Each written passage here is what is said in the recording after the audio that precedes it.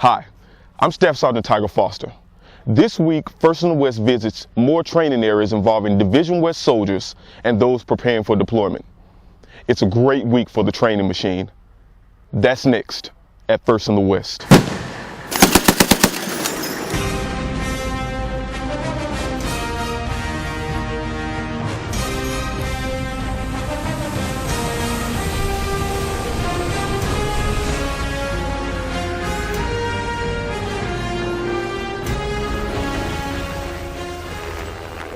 This is a busy week for Division West trainers, and today we'll see aviation crews being ready for worst-case scenarios, and we'll also highlight exercises going on at Fort Bliss, Texas.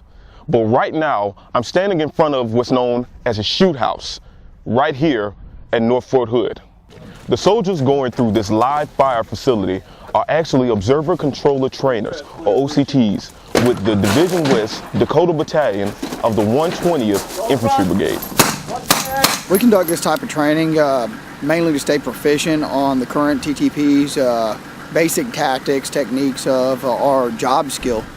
But before experiencing the shoot house, the OCTs must engage more conventional targets. Ready, up! Bang, bang. Ready, up! These are all critical combat core skills for infantrymen, and it's imperative we maintain our proficiency on those. All of this is for the purpose of training the trainer. If you reach the line that you know you're supposed to stop at, prior to him saying stop or ready up, go ahead and stop at that line. But make sure you keep that buttstock right there.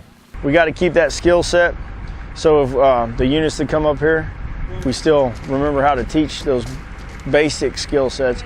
And plus, when we transition out of 1st Army back into a line unit, so we remember how to train our squads / platoons and the steps to go through.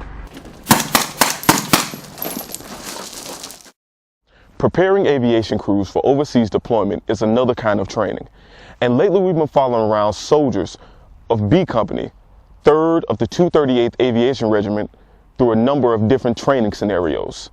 The unit's most recent exercise is all about staying alive and well in the event of an aircraft malfunction in a hostile environment.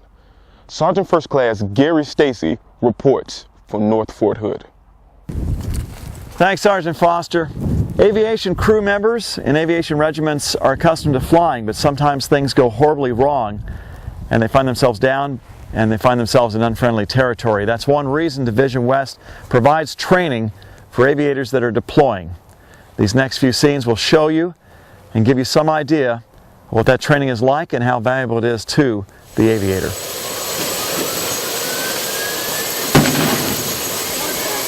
Contact rear! From the moment their aircraft goes down, the crew members of B Company, 3rd of the 328th Aviation Regiment, know they must act quickly.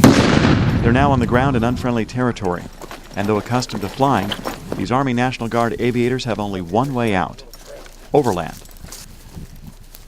An obvious simulation, but these Ohio National Guard soldiers take it seriously and play it for real. Any aircraft in the area. Titan 6-6 is down. Say again, Titan 6-6 is down. I think it gives you the mental image that if it does happen and things are a lot worse than this, that you got your hands full. In such a potentially dire situation, the ability to communicate with friendly forces can make a real difference. The difference between getting out alive or getting captured, or worse. Satellite's, 17,000 miles away. It's going to relay the information to the UBS in Norfolk, Virginia, and it'll kick out that information to the workstation in Philadelphia. And that is your workstation that's supporting you today. This is why the United States Army is keenly focused on sophisticated handheld communication systems, such as the Combat Survivor Evader Locator, or CCEL, a key component of escape and evade training. Because this is satellite-based technology, that means that a crew member can essentially call for help across DoD, and there would be Air Force assets to come and help them, and Army assets moving on the ground, reacting to their emergency. Throughout the scenario, a Division West instructor is ever watchful.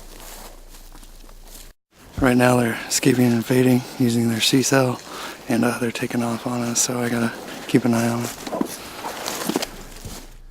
Eventually, these aviators will rendezvous with friendly forces.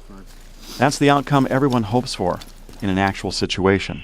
It's also why these soldiers play it for real. Titan 06 copies 1-4, Romeo, Victor, Papa, break. Lima, Alpha, India, Alpha, Echo, break. I'm Sergeant First Class Gary Stacy, reporting from North Fort Hood for First in the West. Getting our soldiers ready for deployment is not limited to Fort Hood. Sergeant First Class Gail Brayman fills us in on what's happening at Fort Bliss, Texas. Soldiers with the District of Columbia Army National Guard's 273rd Military Police Company were recently involved with medical evacuation training at McGregor Range, New Mexico, an area administered by Fort Bliss. The MPs trained with Division West 5th Armored Brigade in preparation for their deployment to Afghanistan. I'm Sergeant First Class Gail Brayman, reporting for First in the West. And that wraps up this edition of First in the West. Join us again next time.